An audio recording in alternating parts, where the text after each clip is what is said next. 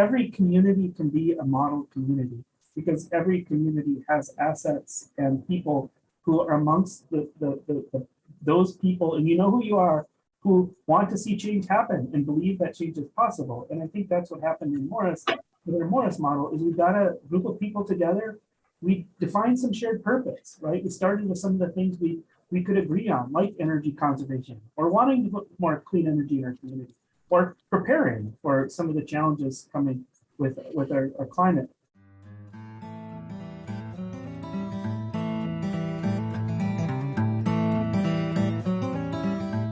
Inspired by a German community that produces 400% of its own energy needs, people in the small town of Morris, Minnesota thought they could similarly pursue local economic sustainability through clean energy. In November 2021, I was joined by Troy Goodnough, Sustainability Director with the University of Minnesota Morris, and Blaine Hill, Morris City Manager, to talk about the Morris Model, a collaborative project of this West Central Minnesota city, county, university, and its residents and businesses to meet ambitious clean energy and sustainability goals.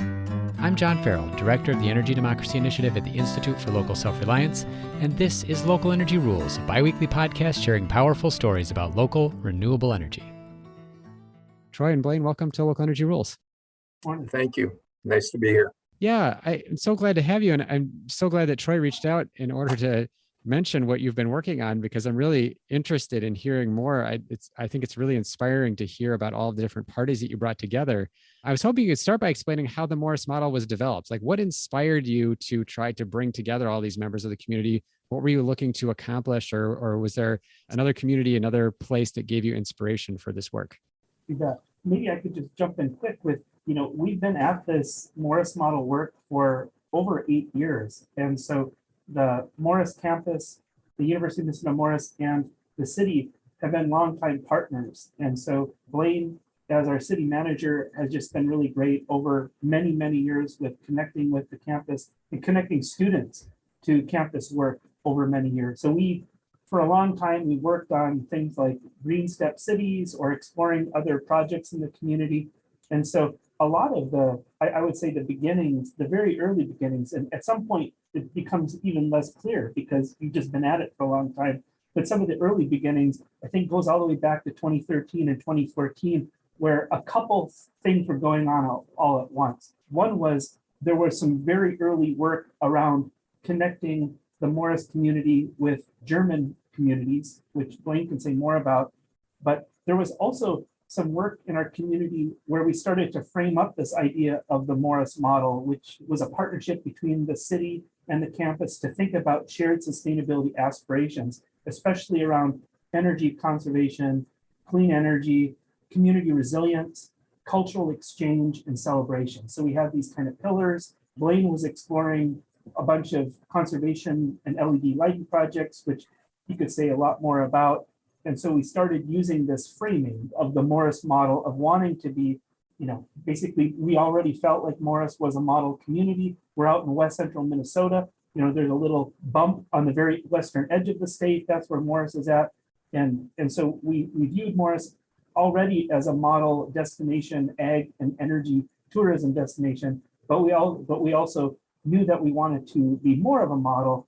And so we wanted to do more. And I would just mention that the cultural exchange piece is one way of referencing our German partnership, but also the community resilience pillar really related to a lot of climate adaptation work we were doing at the time. So we were one of the first communities to do a rural climate dialogue.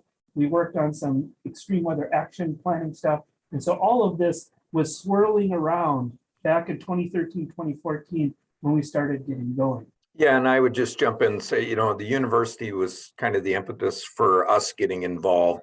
The University of Minnesota was working with the legislature and key leaders at the state level, connecting with Germany. And the original person I worked with was Lowell Rasmussen, who was the vice chancellor of finance and facilities, I believe, at the university at the time.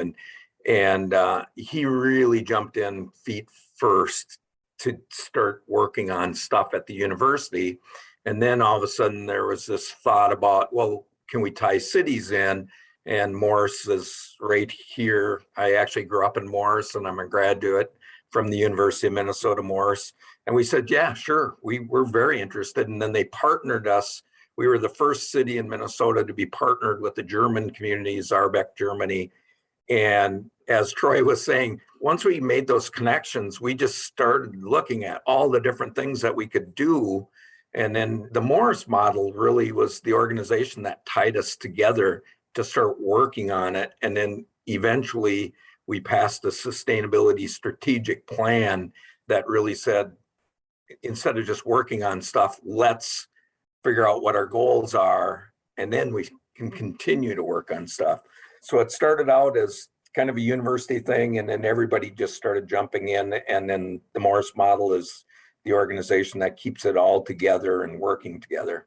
So a lot of people still like, when people are like, what is the Morris model, right? So the Morris model is a community partnership that includes the city, the campus, the county, the local school district, the hospital, and other partners to pursue our shared sustainability aspirations. That's what it is. And it represents both an aspiration to be more of a model community, but also an acknowledgement that we are already a model community. So hopefully when people hear the Morris model, and we've got a great website, morrismodel.org, people can check out and read more about our goals. But when Blaine mentioned the strategic plan, prior to that, we were really inspired by our friends in Germany, and they were very insistent, find a couple partners and start doing projects. And that's what we started doing all the way back many, many years ago, back 2015, is starting to tackle projects. And then in 2018, we developed this more formal plan that Blaine mentioned.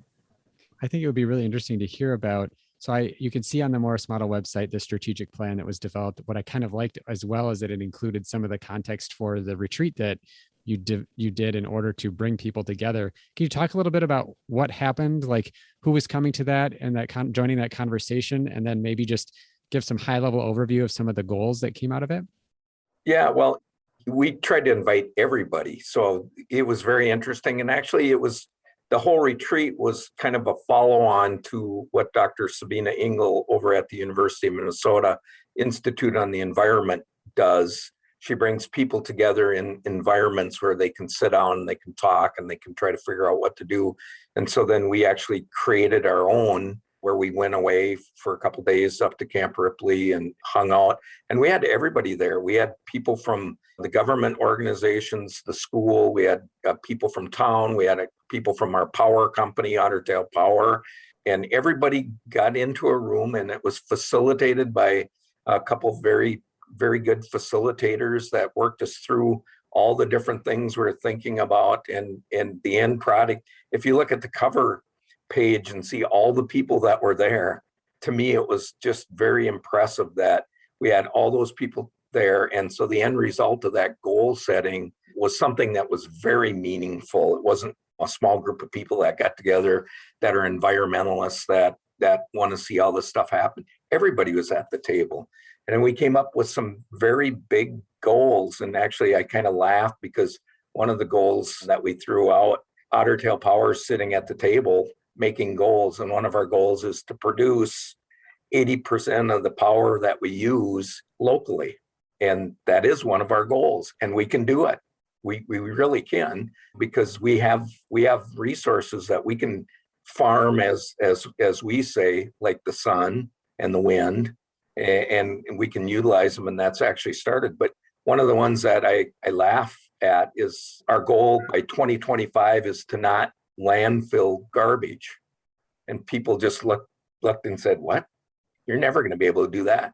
Well, that's the easiest goal, because the largest portion of our garbage is organic. And the follow-on to that whole process is now our county has a grant to start the organic collection process. There's an intern. We actually are going to be meeting this afternoon with the Green Corps member that the city got to work on organics. Pope Douglas Solid Waste Management has now a site that is going to be an organic collection site. So we have the capability of, we knew how to do it because Saarbeck, Germany does it.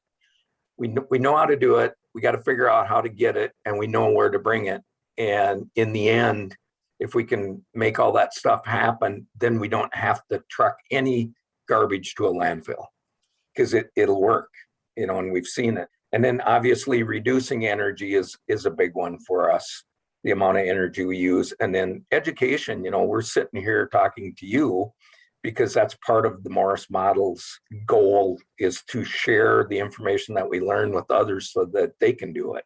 So education is a very big part of what we do. And I don't know, I might have missed something in there, Troy.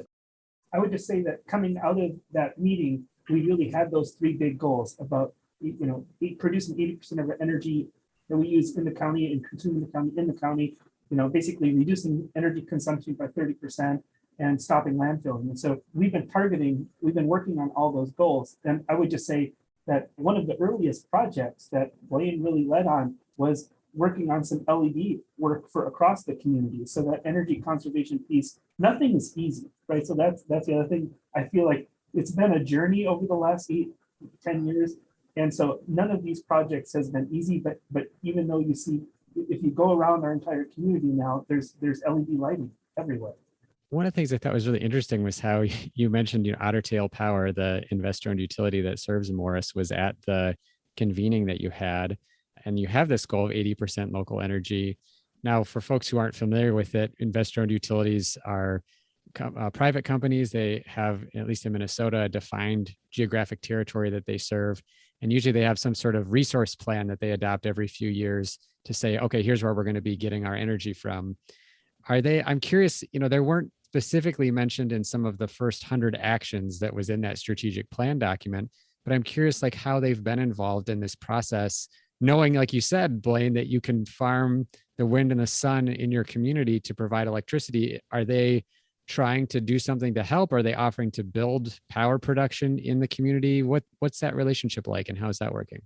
Well, one of the things I would share with you is that when we started this whole process going way back, and Troy's heard me say this before, if I would have walked into a power company 10 years ago and told them coal-fired electric power is not going to be around in the future, they would have grabbed me by the back of the collar and they would have sent me out the door.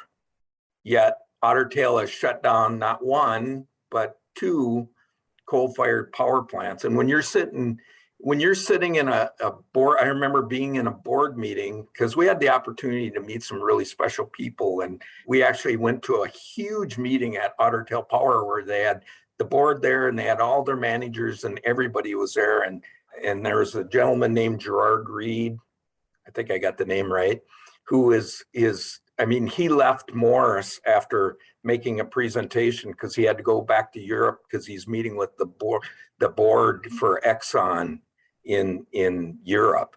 But he told them what the future of electric power was going to be. And you could just see the looks on all their faces like, who is this idiot, telling us what's going to happen with it's here, it's working and all that kind of stuff. And so realistically, the one thing I did not say is I said 80% of the power that we use would be generated here. I didn't say we would own it, just that it's generated here. And so now Otter Tail Power is a partner in the solar projects that we've done on 4 of our buildings because they're providing incentives for us to put up solar. And they know that and understand it. So we're actually producing power that they're going to be buying back. But the world has changed so much. The same thing happened with electric vehicles. It's never going to happen. Nobody's ever going to buy an electric pickup truck.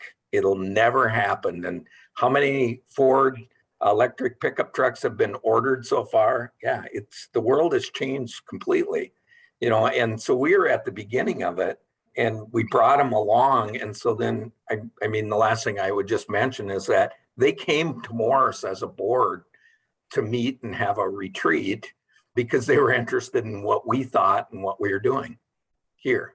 And so that's pretty powerful that they're watching us to find out what we know out here and the whole reason we know this stuff is because we're part of this organization with the university that is tied into the German government and all the bigger players really in some of the energy and sustainability worlds.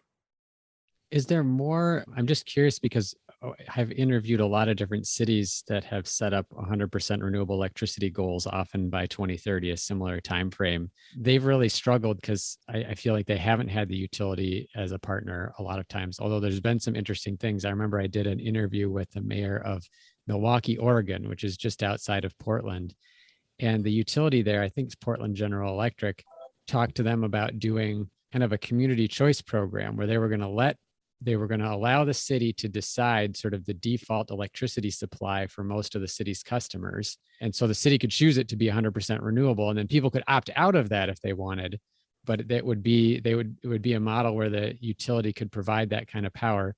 Do you have anything like that in the pipeline in terms of either energy projects that Otter Tail is planning to build beyond the solar projects on the municipal buildings, or sort of changing how the people in the community buy their electricity? I don't think right now we have any specific projects with our utility about building or them building any particular projects in our community yet. I think what has happened over the last couple of years is we've partnered very closely with Otter Tail in the ways that Blaine was describing, right? We've really benefited from the POP program. So that has provided funds for us to help basically draw down some of the cost of these solar installations across the community.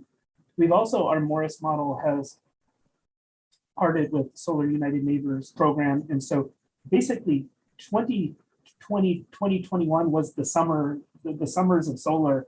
I mean, so we had multiple installations going up across our community on residential homes as well. And so that's also a part of it. We've also seen some really other interesting projects happening just in the region. So there's a lot to say about what is happening in energy and in Morris and what Main Street looks like and what this future looks like. There's just a lot to unpack about what these energy changes mean for the future of rural communities and how we do those changes in a really good way. For example, we do have an ethanol plant in town. We just had a big amount of investment come into the community, working with the local dairy operations. We've got these giant dairies out in West Central Minnesota in Morris. And so, basically an entrepreneurial company came in to basically make renewable natural gas and push that into the pipeline. So these are also ways that energy is being made in Stevens County and in Morris. How all of this fits together is part of what our Morris model is doing. And I should just say too, we've referenced it a couple of times, but this community our sister city of Morris is Saarbrück, Germany, and they're one of the top clean energy communities in Germany. They are the winner of the European Energy Award, I think multiple times. They produce over 400% of the energy that their community needs. They're also rural, a town of about 7,000. And they've done so much with local investment. And so I think part of this exchange with our German colleagues, and Blaine could say a lot more about this too, is we've been learning about the differences between our two cultures. We've been learning a lot more about the differences between our policies and legal frameworks, and trying to basically push along these edges of what's possible, right? To see what could we do in similar ways here. But our German friends in Saarbrück, have really built out a community energy framework. And Blaine always talks about, I appreciate how you say sometimes you see the future when we go to Saarbrück or when we travel to Germany, Blaine. And I feel like, a part of our hope is that when people travel to Morris, they're also going to catch a little bit of a glimpse of the future. Yeah, and with the electric regulation, it's very difficult, and then the service territories are very exact. So Otter Tail Power serves us here, but as soon as you go outside the city limits, then there's rural electrics that are here. And if you go just a little bit farther to the east of us here, now you're in Xcel Energy territory, and so now you're seeing solar farms that are starting to pop up.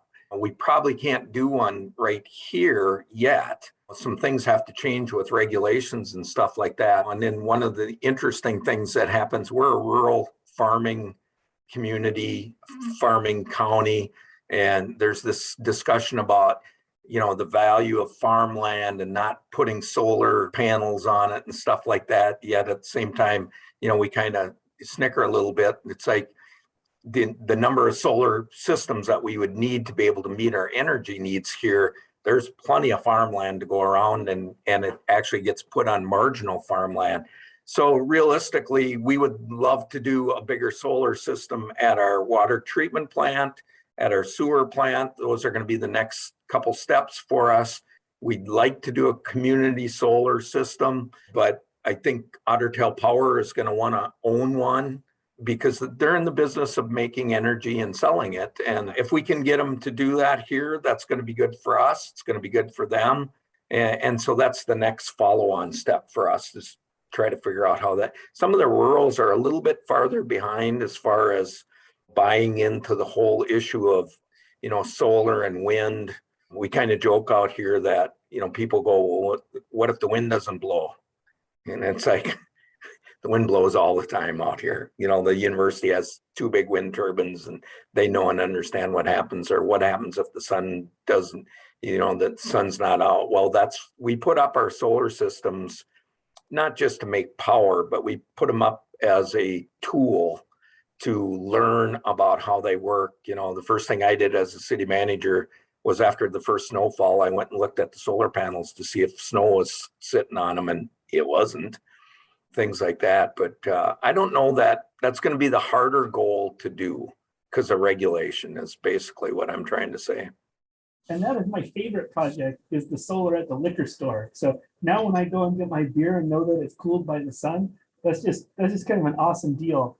I would also say, just building off a couple of things that Blaine said, is one is, Otter Tail's had this Tailwinds program for years for people to buy into clean energy, which is what my family does. It will be interesting to see how that evolves against this framework, right? So obviously it's weird at this point now to be paying for what is the cheapest energy in the upper Midwest, which is wind energy. So it'll be interesting to see how those programs evolve. I should also just say too, that I'm sitting here at the Morris campus, the University of Minnesota Morris campus, where right now our campus is getting all of its energy from clean energy in this moment, right? So literally, like right now, today, all of the energy at this moment is coming from renewables. So if you were to look at the demand of where we're drawing power, it's 0. We're not drawing any power from, so we're about 1,000 kilowatt campus, about a 1 megawatt campus. And all of that power basically is coming to us from wind and solar. And so, what that means is on an annual basis, about 60% or more of our energy comes from renewable sources at the Morris campus. So already the U of M Morris produces the most clean power of any campus in the entire United States. So that's a point of pride. And we have some really interesting projects bubbling up, including with Otter Tail, where we're going to be exploring over the next couple of years potential energy storage. So Otter Tail and OATI and some other partners will be working together to explore energy storage. And that's been something that I could say more about, but that's an ongoing project that addresses what Blaine was saying earlier about, we still hear some conversation. I mean, we're in a culturally conservative rural place, and there's still a lot of questions about, well, sun doesn't shine all the time and the wind doesn't blow all the time. So what are we going to do about that? We had a community conversation on Saturday with our sister city in Saarbrück, Germany. And one of the most interesting things, well, one, the 9th grade girl that was there spoke English as well as anybody needs to speak English. But there's a farmer there that had solar on his house, and he had battery storage in the house to collect the excess solar that he made to use it later. And that's one of the things that we've talked about, is a follow-on to what we're doing, is to try to figure out how to capture the excess, because you don't need it for a month. You don't need it for 2 weeks. You probably need it for a few hours until you get into the evening time, and then you're going to use it then. So Saturday, that was something that really struck me, that they're actually using technology that we're talking about trying to do. And at the same time, the bigger users, university's got to be one of the biggest users in Morris. But the school system is a big user too. And now we're working with the school to put a solar system at the school, because they could offset a lot of their power with a solar system, and they're in the right spot to do it. So there's smaller projects even though that's not really a small project, but the bigger picture is to try to see some of these community solar systems put up.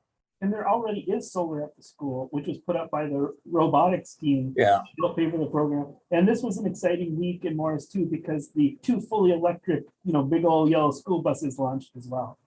I was going to ask you, Troy, about the University of Minnesota Morris. So one of the goals is actually now passed, which is to be carbon neutral by 2020. And you already mentioned the renewable energy, is about 60% of the annual usage, but Morris has other ways of producing energy. They're also not traditional fossil fuels, right? Can you talk a little bit more about how the campus in particular has had this focus? And I think, as Blaine mentioned earlier, Lowell Rasmussen, I remember talking to him, almost 10 years ago about the efforts that were already being made. Yeah, so leadership always matters, right? And the Morris campus has had over a decade of really great leadership, both at our facilities management level, as well as our chancellorship level. And then obviously we've had students for more than a decade who've basically been saying, we got to do something. We're a signatory to the Second Nature Climate Commitment, which commits us to carbon neutrality and adaptation planning in our community. And so lots more could be said about that. But the nutshell is, 2020 was an important year, right? We achieved carbon neutrality as a campus and electricity in that year. And so carbon neutrality is a journey, right? It's a process from my vantage point. It's not like you get to the mountaintop and you're done, right? It takes continual effort to basically stay on that mountain. So it will continue to take work for us to basically maintain our carbon neutrality in electricity. But we've also been partnering with firms like Evergreen Energy. We were one of 3 partners that were part of a program that they run to do a carbon neutrality study, a climate action study. And so we were primarily working with Evergreen Energy, which is one of the lead district heating energy companies in Minnesota, to basically explore what other options do we have for meeting our thermal load. So obviously a big elephant in the room is, how do we not freeze to death in Minnesota? We're in extreme climate, both warm and cold. A lot of our energy usage is obviously in heating. And so we're exploring options around that. So just as an example of like what's bubbling up, like this meeting this afternoon, literally, we're meeting with a geothermal firm that's completed basically another study. So after the Evergreen report happened, now we work with Otter Tail Power and another company to basically do a geothermal study for the campus. We've been inspired by what Carleton did, right? After 111 years, they cut the cord with natural gas this past year. And so the Morris campus is exploring the potential for geothermal on campus. We have a biomass gasification plant on campus. But the goal, right, I think we share and understand, is the goal is to not burn things, is to live off the sun. The goal is to live off the sun in real time. That is our goal. We know that that's the goal. And so we're trying to pursue projects that explore that. And so that means things like, how can we get to next generation district heating at our campus using low quality thermal, hot water, low quality hot water. So that's in progress right now.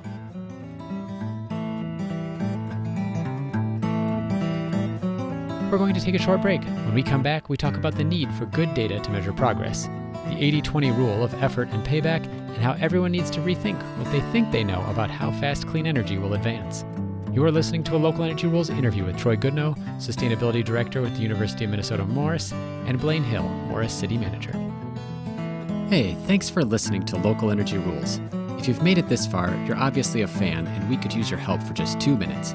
As you've probably noticed, we don't have any corporate sponsors or ads for any of our podcasts. The reason is that our mission at ILSR is to reinvigorate democracy by decentralizing economic power. Instead, we rely on you, our listeners. Your donations not only underwrite this podcast, but also help us produce all of the research and resources that we make available on our website, and all of the technical assistance we provide to grassroots organizations. Every year, ILSR's small staff helps hundreds of communities challenge monopoly power directly and rebuild their local economies. So please take a minute and go to ilsr.org and click on the donate button. And if making a donation isn't something you can do, please consider helping us in other ways.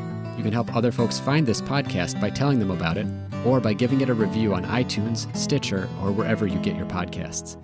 The more ratings from listeners like you, the more folks can find this podcast and ILSR's other podcasts, Community Broadband Bits, and Building Local Power.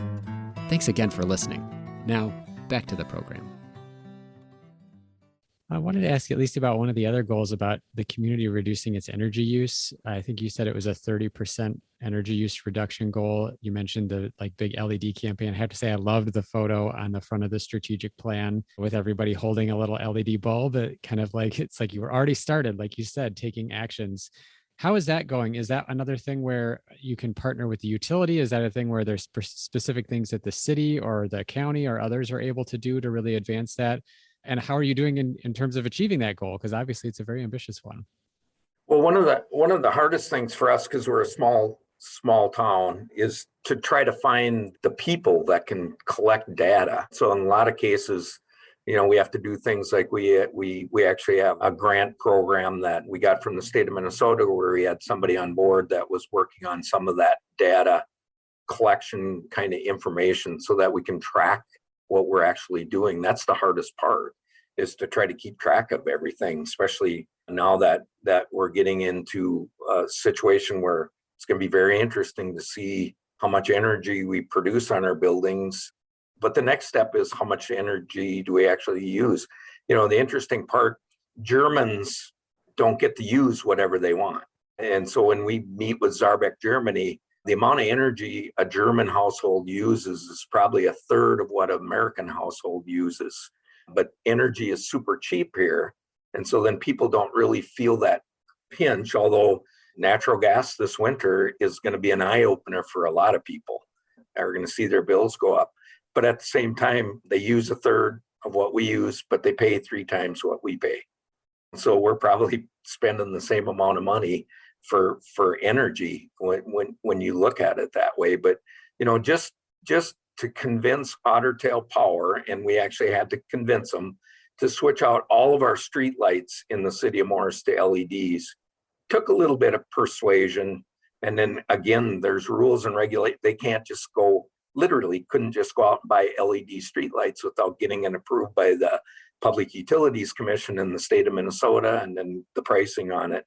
But that alone, the amount of energy that we wound up saving just lighting street lights. And then if you start factoring it down, all of the city buildings have been converted twice, because initially we had the old fluorescent lights, and then we converted them to the T8s, I think they were, and now we're LED in all of our buildings. So we've seen a tremendous amount of energy reduction just in simple things that you can do like that. But the next step is to try to focus on the businesses, the public. The one thing, I said that before, but a lot of times when you're looking at these issues, whether they're energy or they're waste, we think of the entire community.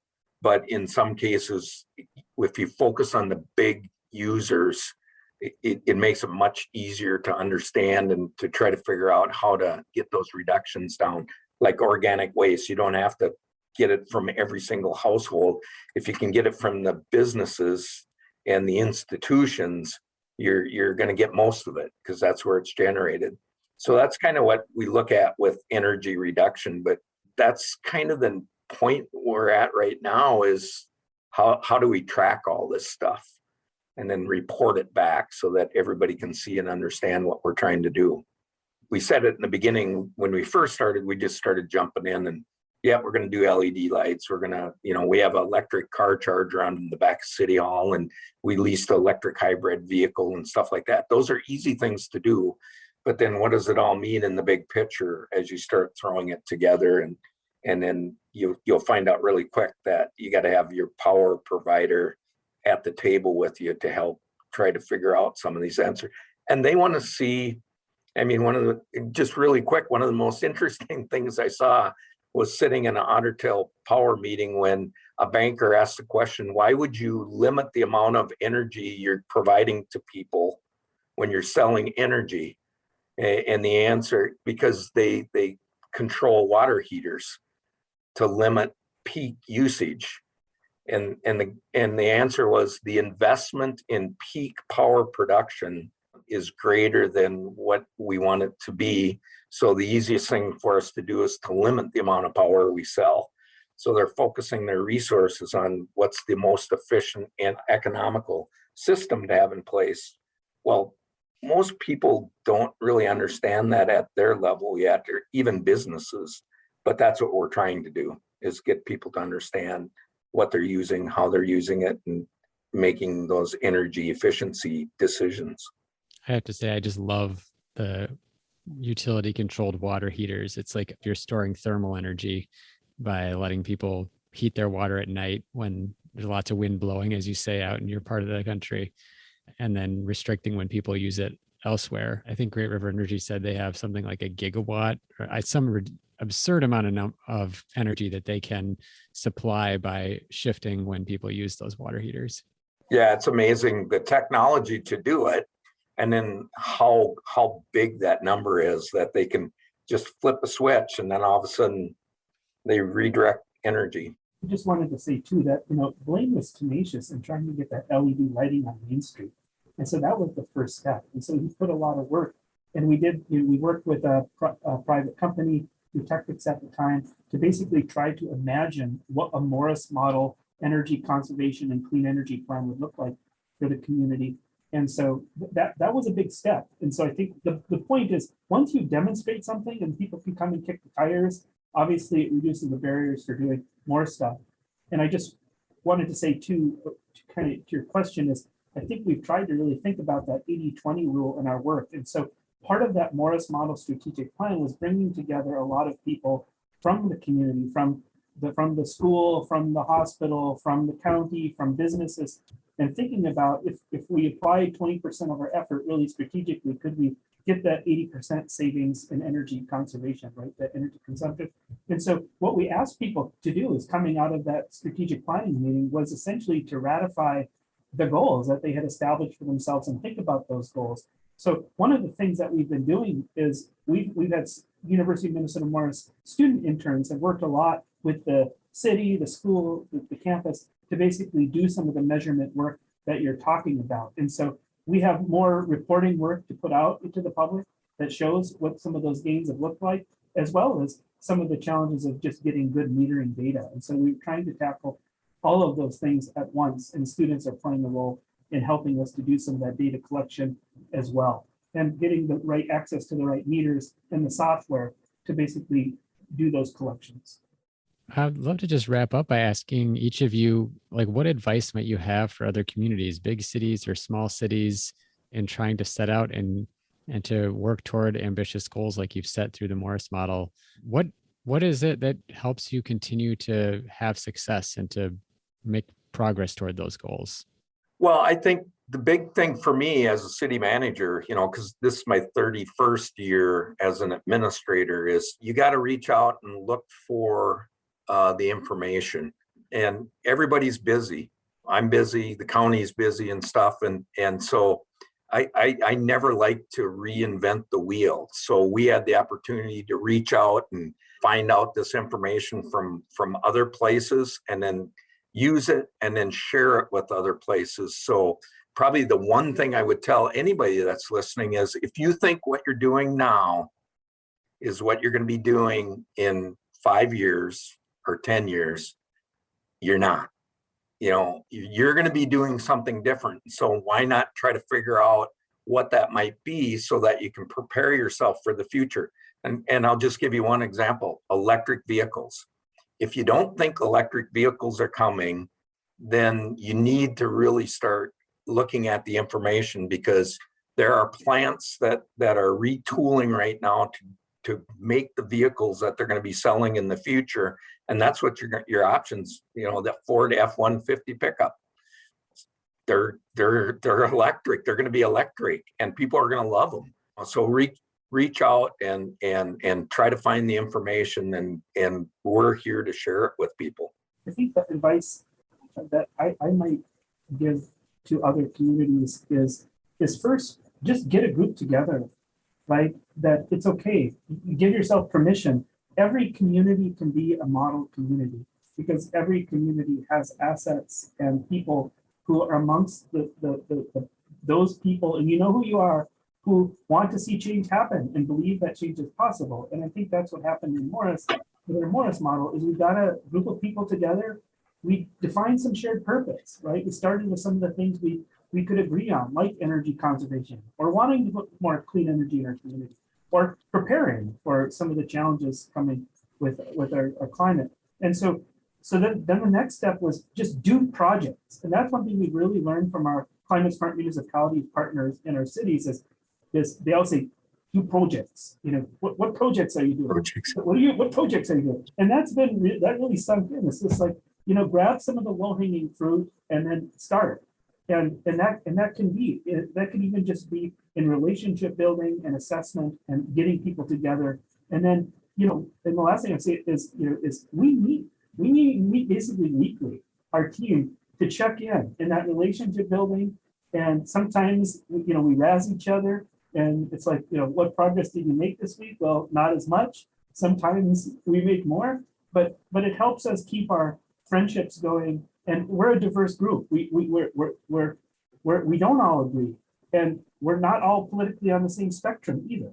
But we share big ideas and goals about wanting to create resilience and wealth and build local wealth in rural communities and to be a model rural community. And obviously every community is a community within a community. So it's not just rural, obviously, but that's what we're trying to do here in Morris, is to be our best model community. Well, Blaine and Troy, thank you so much for joining me to talk about the Morris model and how other cities can make their own model. I really appreciate it. Thank you. Thanks for letting us join you. Thank you so much for listening to this episode of Local Energy Rules, discussing the Morris model for bringing a community together to pursue ambitious clean energy and sustainability goals, with Troy Goodnough, Sustainability Director with the University of Minnesota Morris, and Blaine Hill, Morris City Manager.